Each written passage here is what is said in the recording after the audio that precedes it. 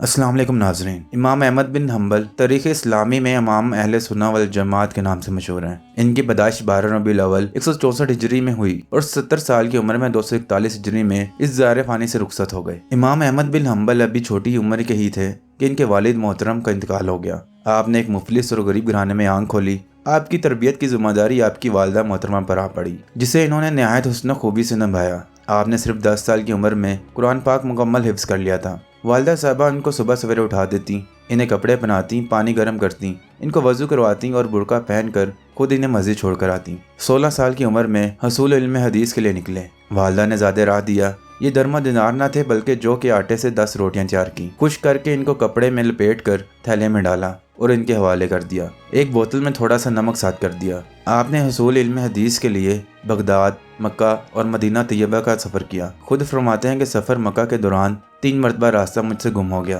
तो मेरा हाल ये होता कि जब भी मुझसे रास्ता गुम हुआ मैंने बिला तखीर इस्तिग़फ़ार किया, हक़ ताला से दुआ मांगी और अर्ज़ किया, ए भटके हुओं को राह दिखाने वाले, मुझे रास्ता दिखला।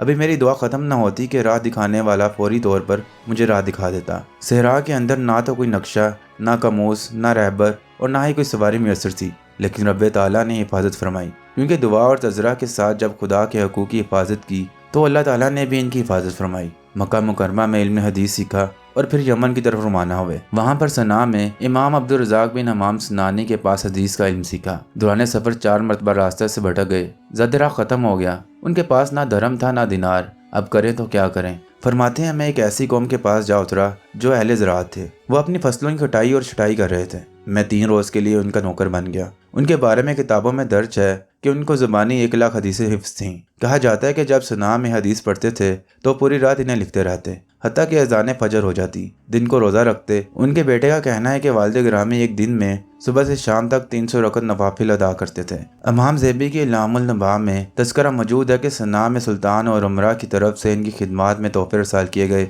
मगर इन्होंने कबूल करने से इनकार कर दिया। हाथ से मेहनत करके कमाते हैं। रब्बे ताला ने इन्हें बाज़ मौके फराहम किए। जब कुछ पैसे जमा हो गए तो वापस बगदाद चले गए। वहाँ जाकर मसनद अहमद मुरतब की, जिसमें करीबन 40,000 हदीस हैं। आपने फिर मसनद इल्म संभाल ली और 60,000 मसाइल पर फतवा दिया। इमाम साहब बहुत मतवाज़ा शख्सियत के मालिक थे।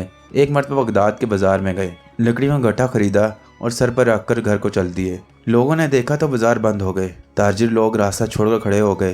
ताजिर सलाम अर्ज करने लगे और कहा, हम उठाते हैं। उनके हाथ कब कपा उठे, चेहरा सुर्ख हो गया और आंखों से आंसू टपकने लगे। कहा, हम मसाकीन हैं, अगर खुदा ने पर्दा ना डाल रखा हो तो हम जलील हो जाएं। उनके पास दुनिया जलील होकर आई। मालो दौलत आया मगर इनकार किया। इनको कज़ा का ओहदा पेश किया गया। फरमाया, मुझे मेरे हाल पर छोड़ दो, वरना खुदा की कसम मैं किसी ऐसी जगह हिजरत कर जाऊंगा कि तुम मुझे कभी पा ना सकोगे। इमाम ज़ेबी और अलामा इब्न कसीर फरमाते हैं, उनकी माहाना आमदनी 17 दरहम थी। फरमाया करते थे, ये मेरे लिए काफ़ी है। बेटों ने कहा, अब्बा जान, इतनी मामूली रकम में हमारा गुजारा नामुमकिन है। इमाम साहब ने जवाबन फरमाया, दुनिया की ये ज़िंदगी चंद रोज़ा है, इसमें मामूली खाना और मामूली लिबास हमारे लिए काफ़ी है, हत्ता कि हम खुदाए वाहिद के पास हाजिर हो जाएं। उनके बेटे का कहना है कि मेरे वालिद के पाँव में 18 बरस तक एक ही जूता रहा। जब फट जाता तो उसी की मरम्मत कर लेते। अब्बासी खलीफा मुतवक्किल ने इमाम अहमद के लिए धर्म और दिनार अपने वज़रा के हाथ अरसाल किए। आपने फरमाया, खुदा की कसम मेरे घर में इसमें से 1 दरहम या दिनार भी दाखिल ना हो सकेगा। इमाम अहमद का इखलाक कुरान करीम के मुताबिक था। फरमाया करते थे, मेरी बीवी 30 साल तक मेरे साथ रही। इस दौरान एक मरतबा भी इख्तलाफ नहीं हुआ। इरशाद नबवी है, तुम में से सबसे अच्छा इंसान वो है जो अपने घर वालों से अच्छा है, और मैं तुम सबसे बढ़कर अपने घर वालों से उसने सलूक करता हूँ। खलीफा मुतस्सम का एक आदमी आया, इसने आपको गाली दी, लोगों के सामने बेइज्जत किया। लोगों ने कहा, जवाब दें। फरमाया, कुरान ने बताया कि जब खुदा के बंदों से जाहिल लोग मुखातिब होते हैं तो वो जवाबन इस्लाम कह देते हैं। एक मरतबा बेशुमार लोग इल्म हासिल करने के लिए आपके घर में जमा थे। उनका बेटा कहता है कि वालिद मोहतरम को देखा गया, एक कमरे में बगैर टेक लगाए बैठे हैं, चेहरा किबला की तरफ है और रो रहे हैं। आपसे पूछा गया कि माजरा क्या है। फरमाया, मुझे खबर याद आ गई कि वहाँ मैं अकेला होऊंगा, स्वयं रब के कोई और साथी नहीं होगा। कहा गया, टेक लगा लें। फरमाया, मैं इस बात से शर्माता हूँ कि मेरे रब से मुलाकात हो रही हो और मैं टेक लगा कर बैठा हूँ। रब्बे ताला हमें भी रोज़े क़यामत ऐसे मशाहिर का साथ अता फरमाए। मैं नेक लोगों से मोहब्बत करता हूँ, अगरचे मेरा शुमार इनमें नहीं, शायद कि मैं उन्हीं की बदौलत शफाअत का मुस्तहिक़ करार पाऊँ। मैं इन लोगों से नफरत करता हूँ जो गुनाहों का कारोबार करते हैं। इमाम अहमद बिन हम्बल के दौर में फितना खलक कुरान ने सर उठाया। मामून बिन हारून रशीद कहता था, कुरान मखलूक है, जबकि इमाम अहमद का कहना था कि कुरान कलाम इलाही है। खुदा जब चाहता है जैसे चाहता है اور جس سے چاہتا ہے کلام کرتا ہے۔ حق تعالیٰ ابھی بھی کلام کرتا ہے۔ امام صاحب نے فرمایا ارشاد باری تعالیٰ ہے، مخلوق بھی اس کی اور امر بھی اسی کا ہے۔ فرماتے ہیں امر سے مراد قرآن مجید ہے۔ خلیفہ اپنی بات پر اڑ رہا اور اپنے قول کو نہ ماننے والے 1000 علماء کو قتل کروا دیا۔ جیلیں علماء سے بھر گئیں، مساجد میں درس و تدریس کا سلسلہ بند ہو گیا، پورے ملک میں شر اور فتنہ فساد پھیل گیا۔ متزلہ کو آگے لایا گیا۔ اس وقت رب تعالیٰ نے دین اسلام کی اپنے اس بندے کے ذریعے مدد فرمائی۔ آپ نے خلیفہ کے سامنے فرمایا خدا کی قسم قرآن خدا کا کلام ہے۔ ایک رات امام احمد حالت نماز میں قرآن مجید کی تلاوت کر رہے تھے کہ خلیفہ کے سپاہیوں نے آپ کو گھر سے اٹھا لیا، آپ کے ہاتھ پاؤں میں وزنی زنجیریں پہنائی، زبردستی گھوڑے پر سوار کیا، 3 مرتبہ گھوڑے سے گرے، ہر مرتبہ کہا خدایا میری حفاظت فرما۔ سپاہی گھوڑے کو چابک مارتا، آپ منہ کے بل گر پڑتے۔